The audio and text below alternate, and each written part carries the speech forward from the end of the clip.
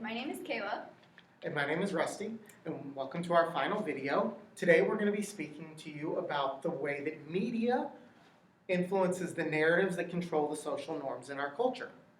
So one of the articles that I found called The Sociology of Media Production stated that flashy news, it's not always true, and it's just used to gain viewers and audiences. And the ruling dictatorate of capitalist class tells editors and reporters what to run. And so instead of news focusing on systems and overall corporations, they really focus on individuals. And this, as I said last time in our last video for week 12, news coincides with and reinforces political situations which are evolved by the political elite. And so then these views that we see on, or the news that we see on television and media, they're socially constructed, and a lot of the narratives are patriarchal and sexist. Exactly, and a lot of our news media, what we don't realize is even in news media that is considered to be liberal, it is still owned and operated by a pro-capitalist, economically and fiscally conservative entity.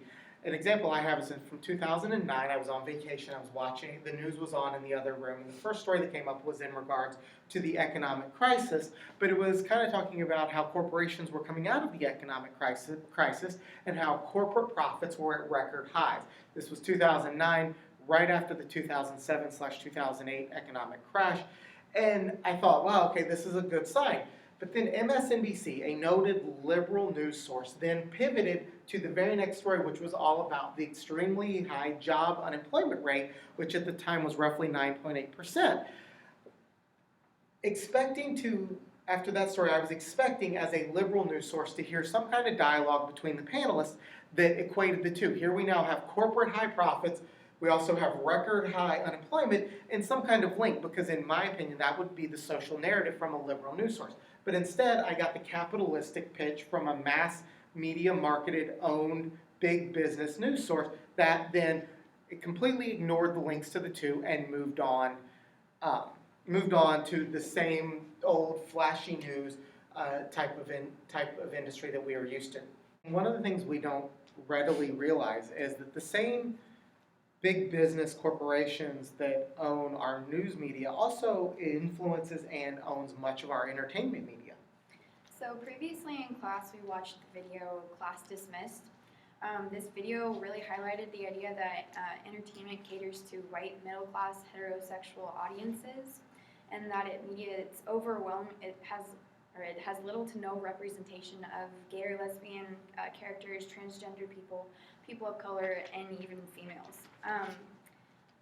The media portrayal of the working class for minorities is very racially segmented, and it's heavily stereotyped as well. And these stereotypes include having bad taste, lack of intelligence, reactionary politics, and poor work ethics. Exactly, and one of the things we realize is shows that have a minority race base, a lot of times whitewash the minorities in a way to make them more consumable by straight, heterosexual, white, middle-class America that they tend to portray or tend to attempt to sell their product to. In the 1980s, it was The Cosby Show. You had a doctor, OBGYN, and a lawyer living in a brownstone in New York City. Their children went to predominantly upper-class schools, and this was, and for a lot of the white Americans, this was their first real introduction to urban life. It was supposed to be set in New York City, and you had this African American family, but yet it was not a real representation of what urban life was. As our culture has evolved, we're seeing a little more minorities on television now, but we see it in a recent show called Blackish, which is on ABC, and this is another show that has a predominantly black cast, but the cast is once again whitewashed. You're talking about a marketing exec that is the father, an anesthesiologist is the mother, their kids go to private school, and even though I find the show to be rather interesting, and they talk a lot about cultural and racial issues, and they really talk a lot about black urban life, because the family does come from a little lesser means place. It still is very whitewashed. It's still delivered through the lens of what would be acceptably or easily consumed by straight white middle class America.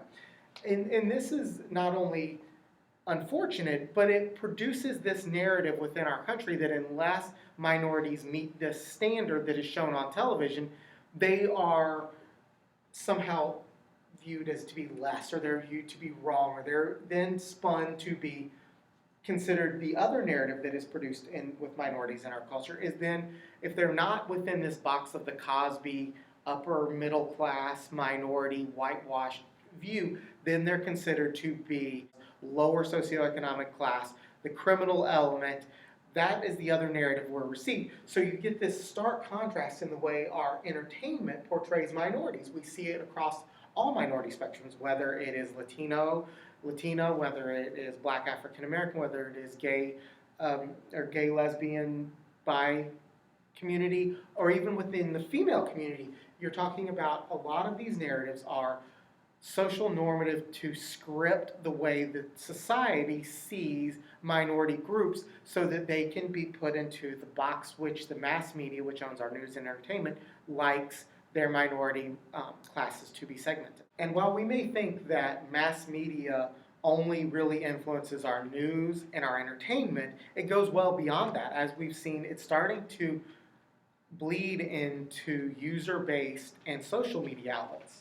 So, as we all know, in class, just the other day on November 18th, we viewed the lecture about, the Skype lecture actually, about the social media consultant, who I apologize for not remembering her name, but she pretty much prepares social media marketing campaigns for small businesses.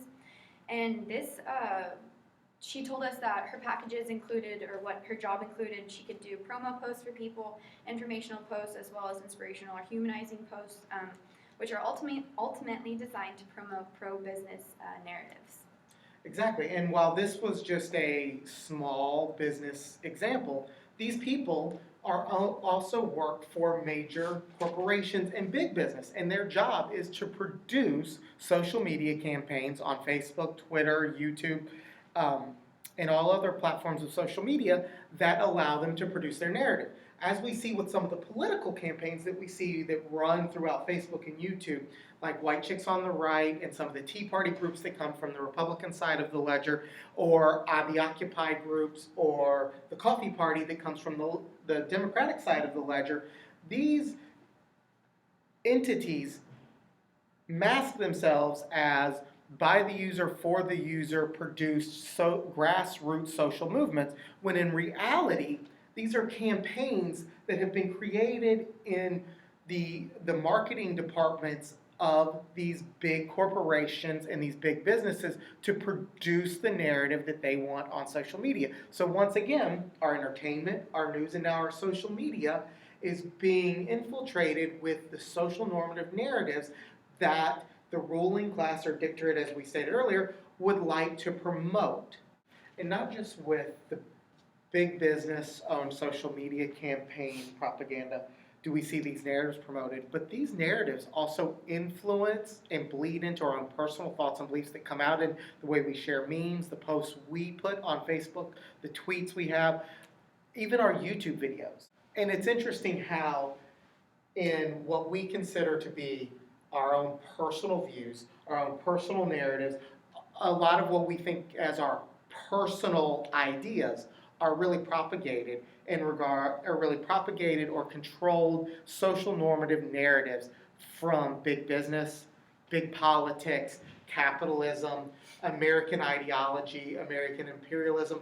All of this filters down from our news media into our entertainment, through even social media controlled by big business, but now even influences our personal beliefs and thoughts. And we've gone into this in class a lot, and one of the biggest things with sociology is talking about how things impact society.